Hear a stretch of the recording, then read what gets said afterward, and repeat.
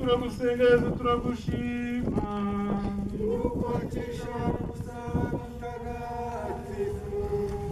Yesu akubwa gatatu ntiwashimishijwe n'ibitambo bitwika bihongerera ibyaha nuko ndavuga nti dore ndaje kuko ari jye uvuga mu muzingo w'igitabo. Nimwitegereze Yesu aguye hasi inshuro ya gatatu. Zirikana ko ari ukubera jye nawe igihe tutabashije kwakira urukundo yadukunze. Ni ukubera twe igihe twongera kohoka ku bibi bibangamira nyine urwo rukundo, igihe tugira uburyarya kandi urukundo nyarwo rutagira uburyarya, igihe twihorera kandi urukundo nyarwo rubabarira, igihe ducira abandi imanza kandi urukundo nyarwo rwihanganira byose, igihe twikuririza kandi urukundo nyarwo rutikuririza, igihe twifuza cyane ko ibyo dushaka biba akanya huti kandi urukundo nyarwo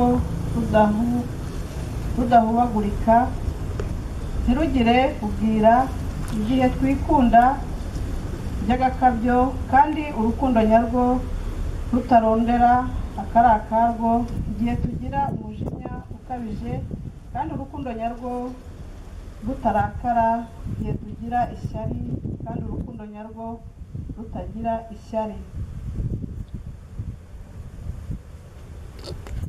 dusabe.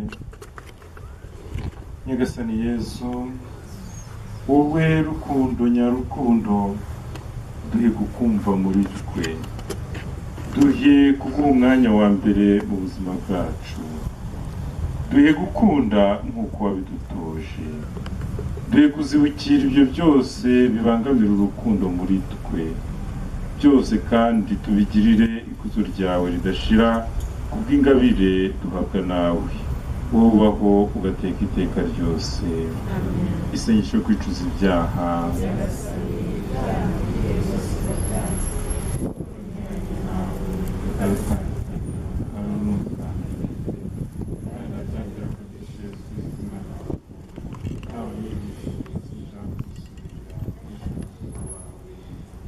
Nyagasani utubabarire, abakristo bapfuye Imana nibabarire baruhukire mu mahoro.